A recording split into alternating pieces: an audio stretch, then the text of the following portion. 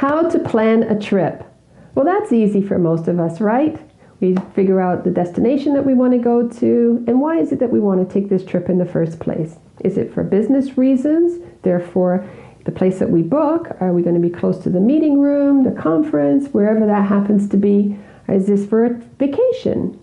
What are some of the things that we want to do on this vacation? We want to be close to the beach, have a swimming pool, close to restaurants, whatever it is. These are just some of the things that we do automatically when we are planning our trip. We also factor in and make sure that it is within our budget and we can afford it. And then what do? We go ahead and we book it. But are we doing that the correct way? Coming up.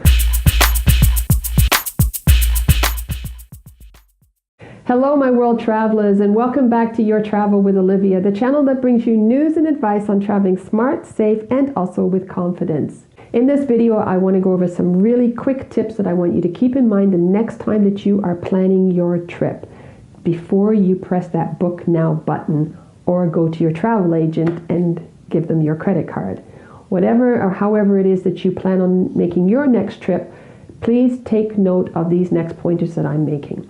So first and foremost, you have done your homework, and yes, that is exactly right. You are going to make sure this is the destination you want to go to. What is it you want to get out of it? Does it fit your budget? You've done all your homework. You've written all of that down. Perfect. But before you press the book button, number 2, let's jot down what the emergency numbers are for the location that you're going to. If it happens to be a different number than where you are living right now, you want to make sure that you have that handy. So go ahead at this time, put down the emergency number for the destination you're going to. Also, make note of the nearest hospital or medical care facility as well. Because, again, you're traveling with children, you're traveling with a pre-existing condition. Heck, you are healthy. Medical emergencies happen all the time, so be equipped and make sure that you know exactly where the proximity of the medical facility is.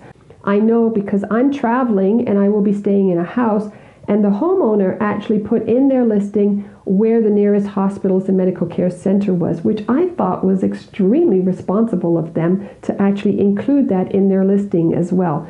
You might also want to note where it is that you're traveling to, and is there a language issue? And if there is, you might want to take note of some key phrases that may come in handy if necessary. So a little bit of homework for you to do there. Number 3, travel advisories. Take a look at the country, the region, the hotel that you will be traveling to, and just check and see if there's a travel advisory for that location.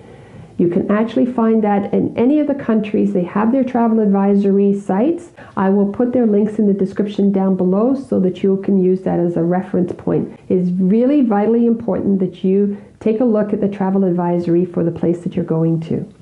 Number 4, your travel insurance policy. You've done all your homework already.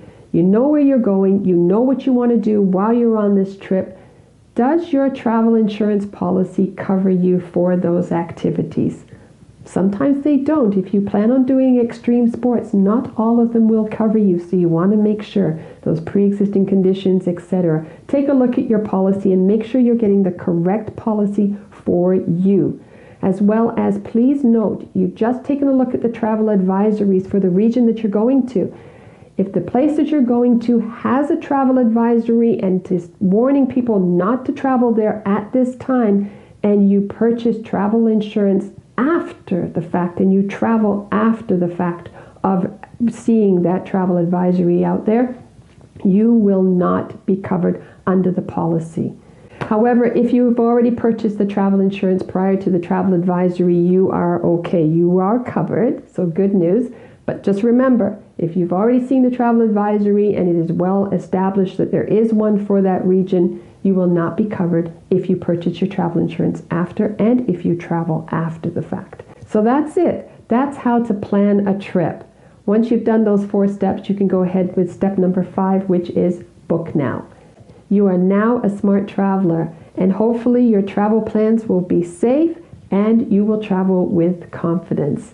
Thank you so much for joining me today. And if you found value in the video that you saw here today, don't forget to pass that on to your friends and family, because what you know, they should know as well.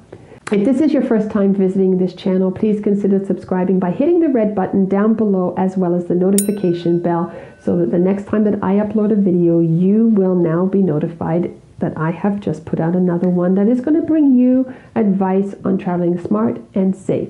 Until we meet again, I want you to have safe travels and a safe return. All the very best. Ciao for now. Adios, amigos.